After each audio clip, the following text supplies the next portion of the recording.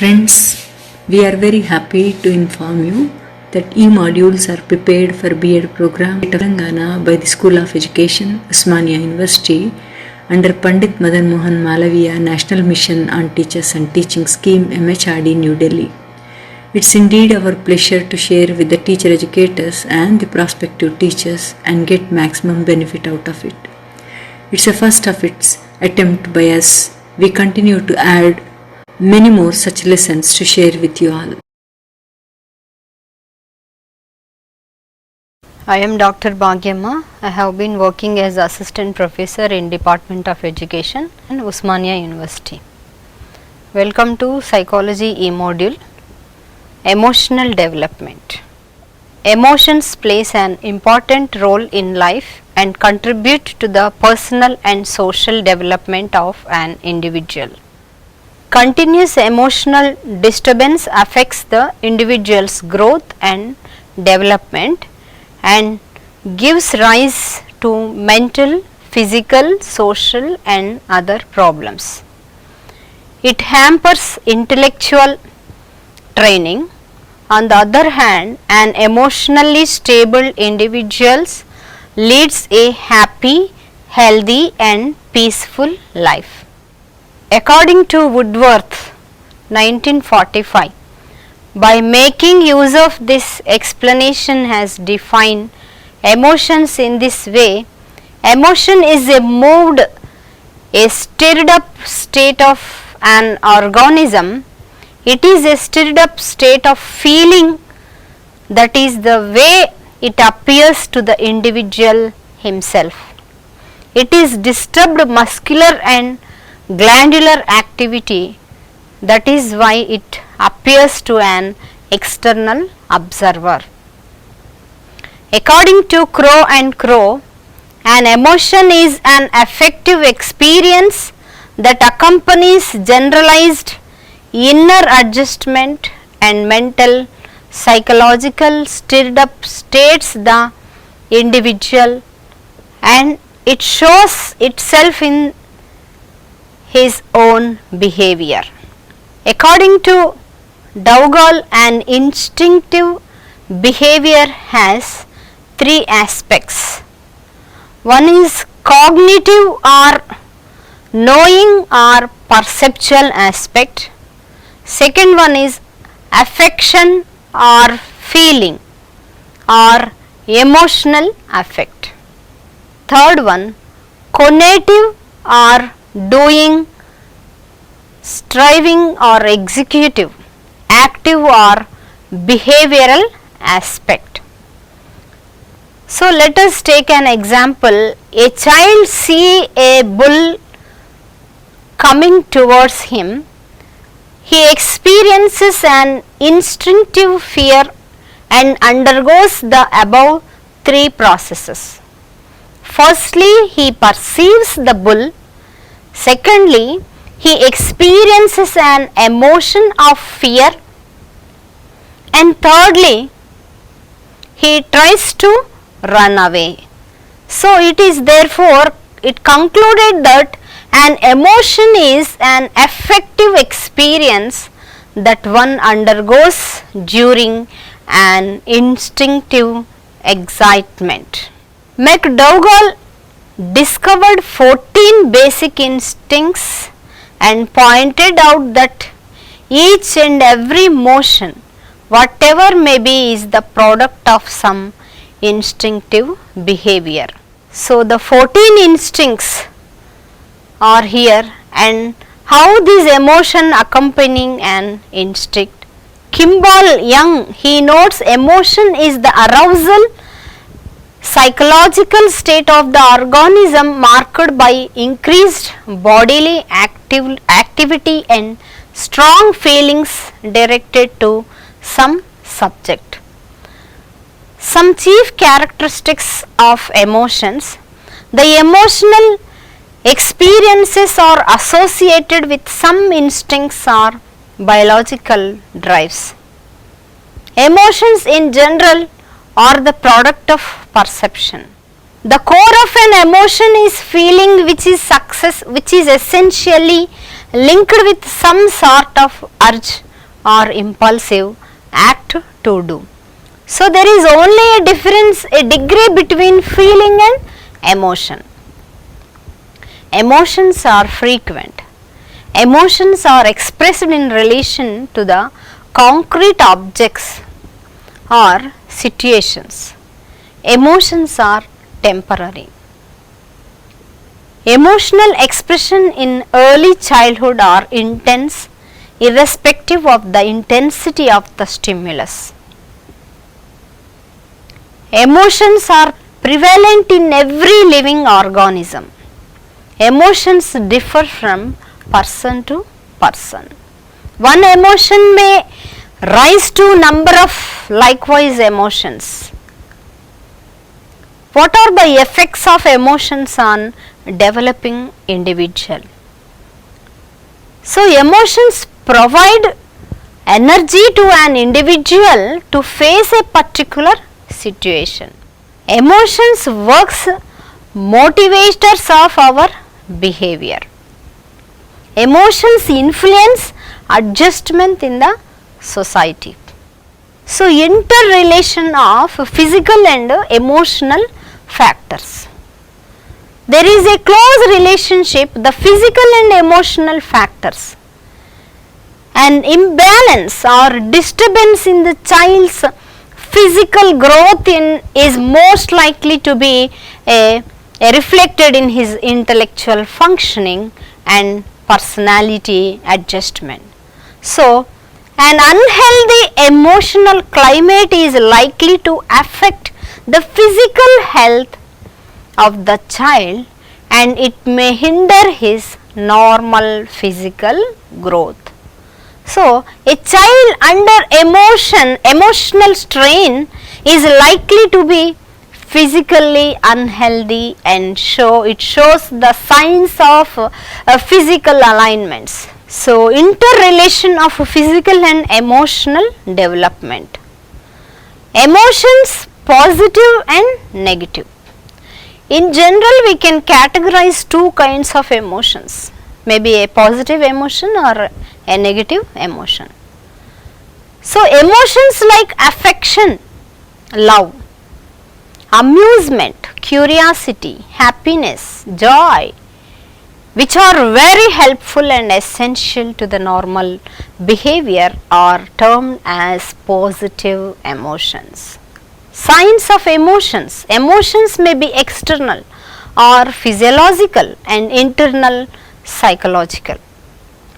Important signs of emotions in an individual are increase in heart rate, in blood pressure, occurrence of changes in blood composition, increase in respiration, hair standing and dilution of eye, increase in muscle tension, increase in perspiration, etc. Different children's emotions and adults' emotions. So, there is a difference for children and adults. Children emotions are frequent, they are angry and happy several times a day. This is not the case with adults. Children's emotions are brief, their duration is short. Adults' emotions are of longer duration. Children's emotions are transitory, there is a shift in emotions. Children's emotions are relatively intense. If a child to weep, he weeps aloud. Intensity is not observed in the emotion of adults. Symptoms of unsatisfactory emotional development: resistance to learning, speech problems, excessive daydreaming, oversensitivity. These are the common symptoms of unsatisfactory emotional adjustments. Extreme dependence on peers or adults, resistant the requirements of the classroom or group and temper tantrums, etc. Some psychologists introduced some theories about emotions. Important theories advanced to explain the nature and origin of emotions are McDougall's theory of emotion, James Lange's theory of emotions, Sherrington's theory of emotions, Cannon's theories of emotions. What McDougall's theory of emotions is, it tries to relate the stimulus situation to the state of the organism and the bodily situations. An instinct is an innate disposition which determines the organism to perceive a certain emotional excitement of behavior in relation to that object. The instinctive tendencies, it determines the end of all activities. So according to McDougall, in the operation of an instinct, the first step is cognition, that is perceived, which is followed by emotion, and it is the emotion which gives rise to certain organic changes in the body. We can see what James Lange's theory of emotions is revealing. So according to his theory, the experience of emotion is merely a mental representation of the massive bodily changes that take place during an organism's response to the situation. Bodily changes follow directly upon the perception of an exciting fact and our feeling of these changes as they occur in emotions. So the sequence according to traditional theory is situation, mental state, bodily expression. So James Lange's theory rejects this sequence and states this is sequence, situation, bodily disturbance, mental state. So we should not say we meet a bear or frightened and then turn. Rather we should say we meet a bear, we run and we frighten. So James Lange's theory may be said to insist in two propositions. One is that emotion is nothing but an organic sensation, and the second one is the bodily expressions and organic disturbances which are said to be effects of emotions are really their causes. Sherrington's theory of emotions. We can see this theory, certain nerve cutting operations on his laboratory, dog and came to the conclusion that animals gave evidence of emotional character and showed anger, disgust, fear and joy. So these experiments, it indicates that the emotions were not the results of some organic changes in the body. So organic changes can be produced artificially without the presence of emotions. According to W.B. Cannon, he made a physiological experiment on a cat. So he cut off the sympathetic nerves of the cat, making impossible the organic state of anger dependent on those nerves. So he concluded that the bodily changes are neither consequence nor antecedents of conscious states, they are simply the accompaniments. Here, what are the factors influencing on emotions? Health and physical development of an individual. So there is a positive correlation between health and physical development and emotional development. So any deficiency in health and physical development internal or external, leads to emotional disturbance. So children who are weak in structure or who suffer occasional illness are more emotionally upset and unstable than children whose health is better. Any abnormal increase or decrease in the normal functioning of the glands creates obstacles in the poor emotional development. Second one, intelligence and emotional development.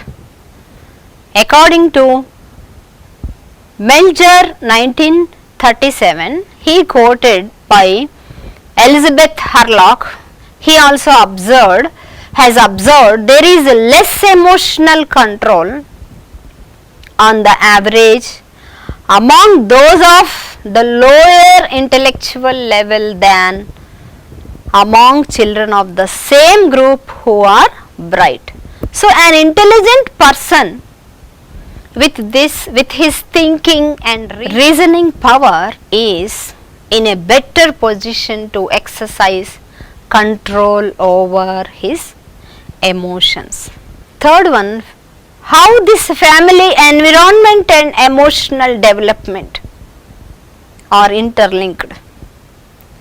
A cordial environment, a healthy relationships between the parents is very conducive to the emotional development of the child. So the treatment meted out the child by the parents and other members of the family, it influences his emotional development. The order of the birth, whether the child is a first child, younger child or a second child. So the son or a daughter or size of the family, a socio-economic status or the family, it discipline in the family. So the parental attitude towards the child, all are important factors in the emotional development of the child. School environment, it takes a pivotal role in the child. The attitude of the teachers, the school discipline, academic facilities available, physical facilities, and what methods the teacher is applying, what are the co-curricular activities, etc. all influences the emotional development of the children. Let us see the peer group relations and emotional development. It influences of the classmates and other members of the group. It affects emotional development. Neighborhood, community and society environment and emotional development. So a child is living in a society. He picks up so many traits of his emotional behavior from his surroundings. What are the educational implications of emotional development? There are several situations and things in the home and school which make a child unhappy rather than happy. It is common to note that children experience too many unpleasant emotions like anger, fear and jealousy than positive emotions of affection, joy and pleasure. Here it may be stressed that it is the experience of positive emotions that helps to child develop a positive outlook on life. So it is also true that experience of only positive emotions in life not always possible for everyone. Elizabeth Hurlock states 5 causes who disturb emotional stability. Some suggestions are offered to help children's emotional balance. Fatigue.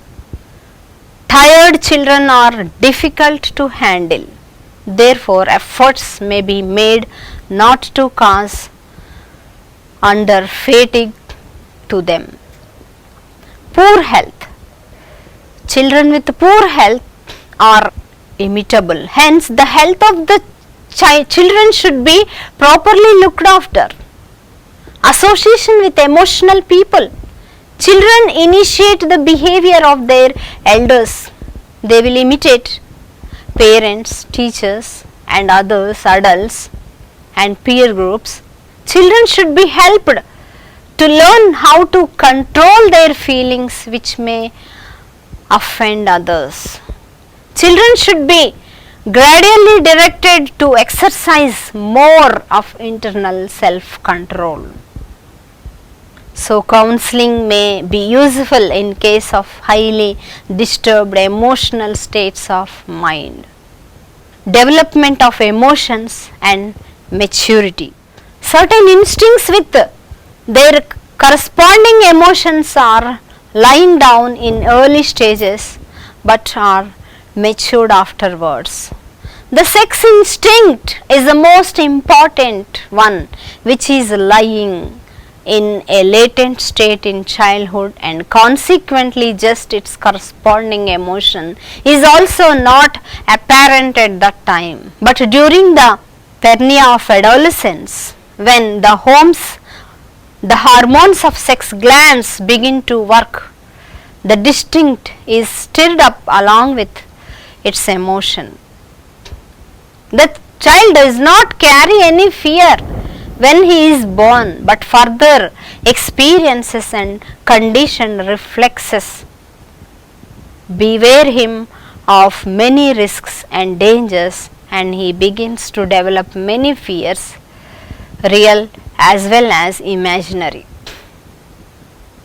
So, role of education is the emotional development of children.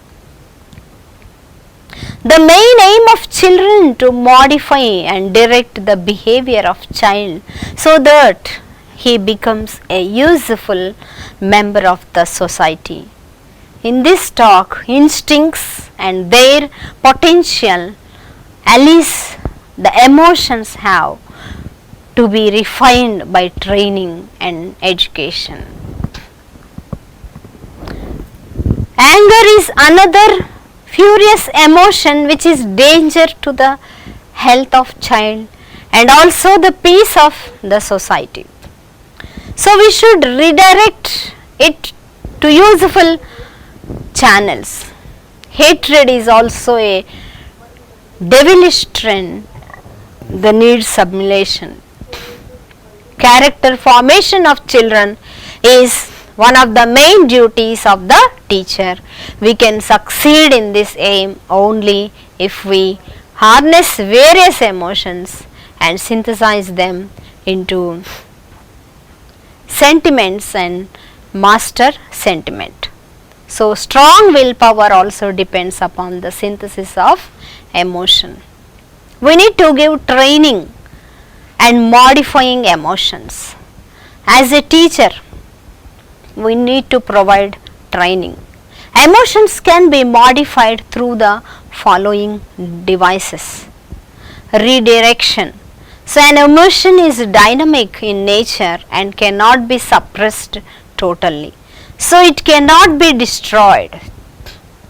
It is just like a turbulent stream which cannot be obstructed permanently without giving some outlet. We can harness wild stream by building a dam against it and give new channels to the powerful waters.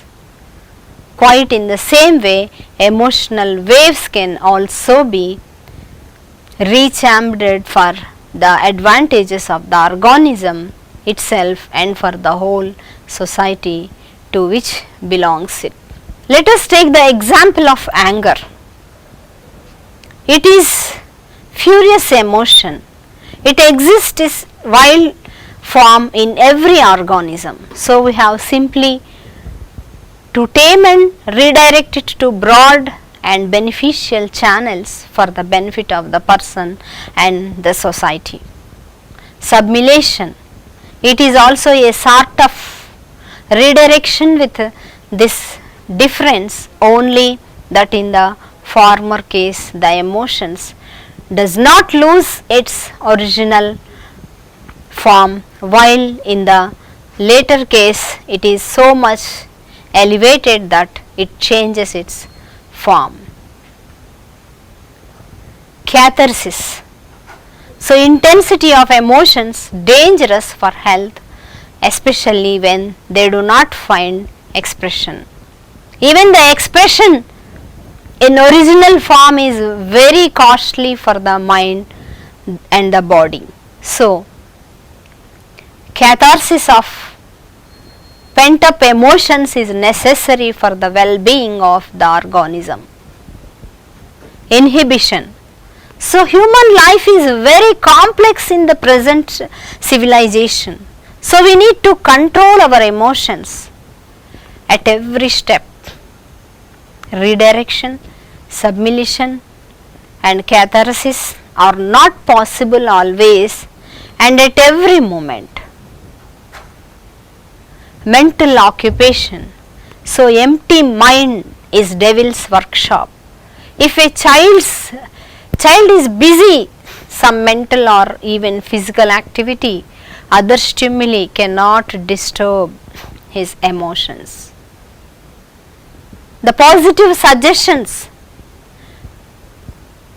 we can suggest, we may be used an effective tool by the teacher for the formation of positive sentiments in peoples. Negative suggestions should be avoided. Affection environment. So, healthy environment affection. Child should be given a feeling of belongingness and security by sympathetic behavior and affectionate attitude. What are the factors, environment, which disturb the emotional development of the child? We can see some important factors. Lack of emotional security, economic disparities, family methods of teaching, fear atmosphere in the school, emotionally unbalanced teacher, traditional concept of discipline, poor physical conditions in school, faulty examination system, faulty curriculum, lack of curricular activities. So, what is the role of school and teacher in the emotional development of the child? School is supposed to provide a purified environment and teachers to play an important role in this. So, significance of the emotion control. A teacher should not merely preach, but he should also teach emotional control by personal example.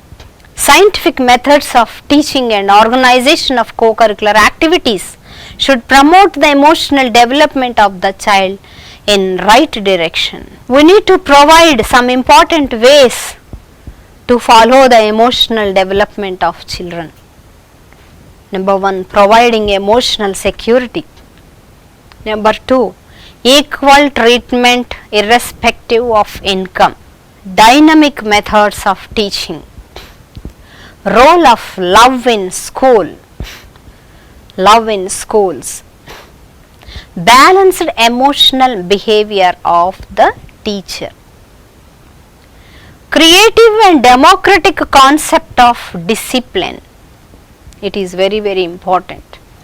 Healthy physical conditions in schools.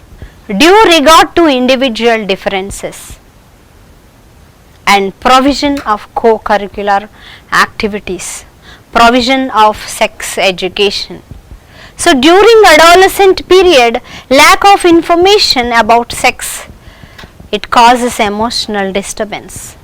Teacher should provide necessary information about the sex matters and problems. There should be no shyness and should be done seriously. Next, continuous evaluation. It helps a child, it measures the all-round development of the child and causes disturbance. Evaluation should be made continuous and objective. Emotional behavior at different stages of life. So as an individual is growing to develop emotions, proceed from the initial generalized and undifferentiated patterns to more and more differentiated and distinct pattern. So the responses also become more and more differentiated in intensity.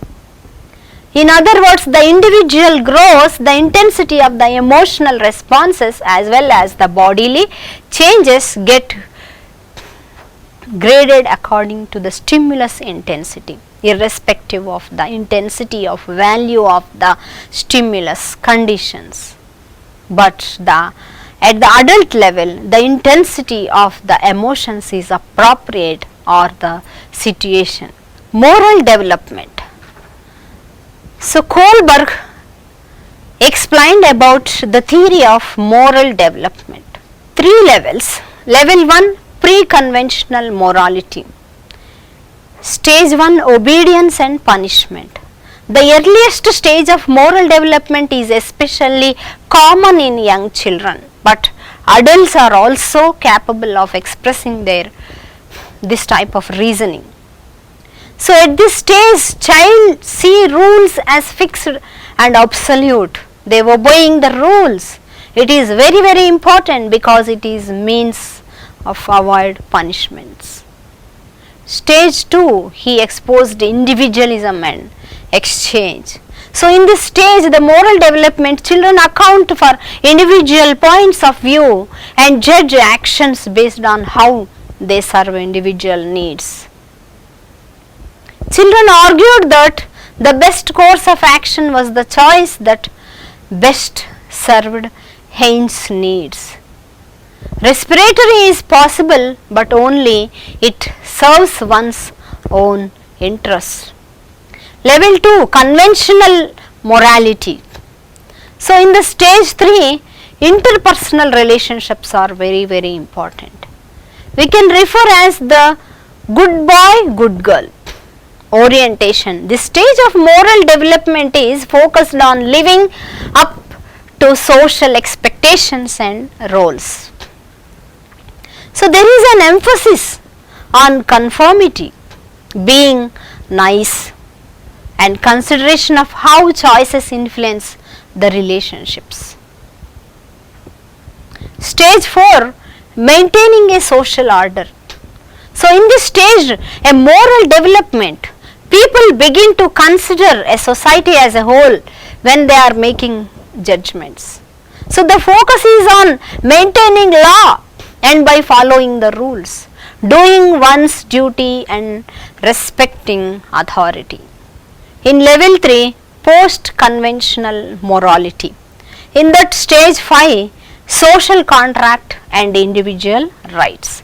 So in this stage, people begin to account for the differences, differing values, their opinions, their beliefs of other people. So rules of law are important for maintaining a society, but members of society should agree upon these standards.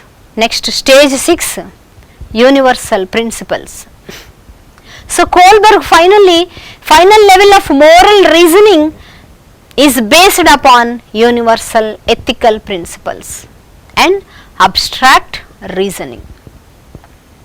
So this stage, these internalized principles of justice, even if they conflict with the laws and rules. So this Kohlberg's theory, moral development and education. So this Lawrence Kohlberg, he modified and elaborated Piaget work and laid the groundwork for the current debate within psychology of moral development. So consistent with Piaget, he proposed that children from ways of thinking through their experiences, which include understandings of moral concepts such as justice, rights, equality and human welfare. Kohlberg followed the development of moral judgment beyond the ages studied by Piaget and determined that the process of attaining moral maturity took longer and was more gradual than Piaget had proposed. On this basis of his research, Kohlberg identified 6 stages of moral reasoning grouped into 3 major levels. So, each level represented a shift on the social moral perspective of the individual. So, first level, pre-conventional level. So, moral judgment and characterized by a concrete individual perspective. Stage 2, early emergence of moral reciprocity. So, orientation focuses on instrumental pragmatic value of an action in this stage 2. So, this reciprocity is of the form, you scratch my back and I will scratch yours. So, the golden rule becomes, if someone hits you, you hit them back. A stage 2, one follows the rules only when it is someone's immediate interest. So, it understanding that everybody has own interest to pursue and these conflict, so that right relative thing, the concrete individualist sense they will learn. In the stage 3, individuals shared their feelings, their agreements, their expectations, which take primacy over individual interest.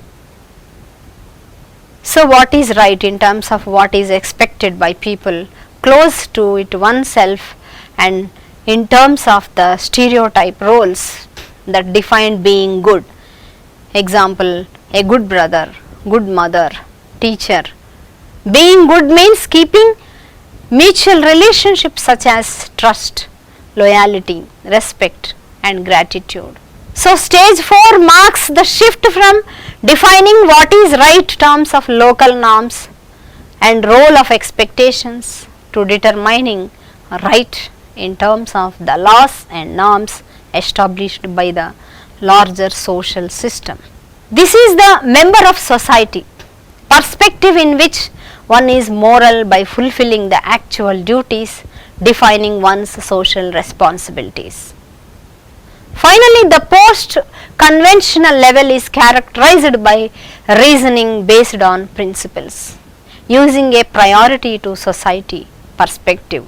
So, these individuals reason based on the principles which underlie rules and norms, but rejects a uniform application of rule or a norm. So, these 2 stages have been presented within the theory only. So, stage 5 has received substantial empirical support. In the stage 6 remains as a theoretical end point which rationally follows from the preceding 5 stages.